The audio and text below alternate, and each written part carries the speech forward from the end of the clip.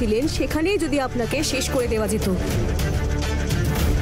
কিন্তু এখন সময় আর আইন আপনার এই বাজে জঘন্য কাজকর্মের জন্য আপনাকে শাস্তি দেবে।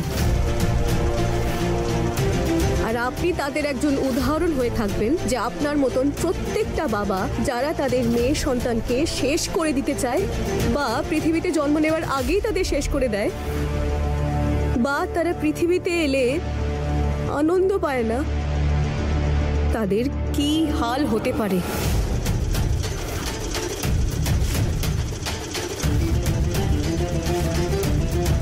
দেখুন মিস্টার অজয়, আপনি অনেক বড় অপরাধ করেছেন। আপনার স্ত্রী আর আপনার সন্তান আপনার কাছে সুরক্ষিত নয়। ওদের দুজনের উপরে অত্যাচার করার জন্য আপনাকে গ্রেফতার করা হচ্ছে। আর হ্যাঁ, যারা ওনাকে সাহায্য করেছে, ডক্টর, কর্মচারী, তাদের উপরেও কেস করা হবে।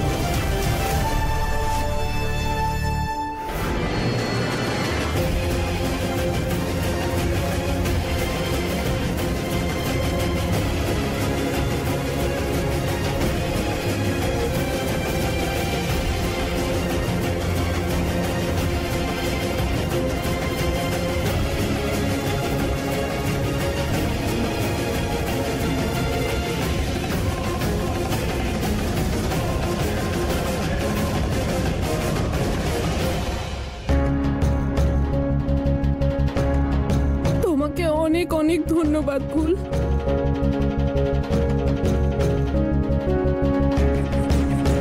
দিদি ভাই, তুমি ঠিক আছো তো? হ্যাঁ ফুল, তুমি আজ আমার জন্য যা করেছো, তুমি শুধুমাত্র আমার সন্তানের জীবন বাঁচাওনি, আমাকেও সারা জীবনের যন্ত্রণা থেকে মুক্ত করেছো। এটা আমি কখনো ভুলবো না।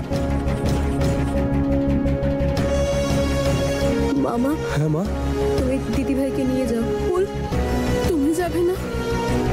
না দিদি ভাই, আমায় একটা ভীষণ জরুরি কাজ করতে হবে। শোভন বাবুকে বাঁচাতে হবে। ফুল মা, এই নে। আর আমি এটা ভালোভাবে জানি যে তুই কি করতে যাচ্ছিস। তুই শুধু নিজের খেয়াল রাখিস, আর যদি কোনো সমস্যা হয়, বিপদ হয়, আমাকে বলবি। আর আমার এটা বিশ্বাস যে তোর মতো একজন ভালো মেয়ের সঙ্গে ভগবানের আশীর্বাদ সবসময় আছে। সাবধানে থাকিস, ঠিক আছে মা? এসো আমার সঙ্গে। আসি রে মা।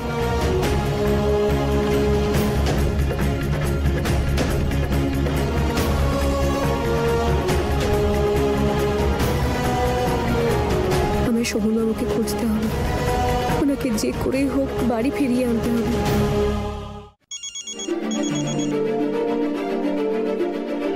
হ্যালো, আশা করছি নিজের স্বামীকে জীবিত পাওয়ার জন্য তুমি টাকার জোগাড় করে ফেলেছ। হ্যাঁ, টাকার জোগাড় হয়ে গেছে। রেলওয়ে স্টেশনের পেছনে খালি গুদাম আছে, ওখানেই চলে এসো। মনে আছে তো, কাউকে কিচ্ছু বললে স্বামীকে আর জীবিত ফেরত পাবে না তুমি। না না, আমি কাউকে কিছু বলিনি। ঠিক আছে, চলে এসো।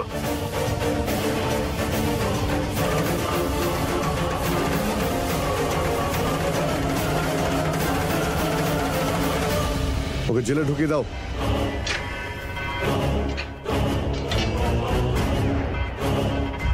ফেঁসে গেলাম, কি করবো এখন আমি? খুব বাজে ঝামেলায় ফেঁসে গেলাম আজকে।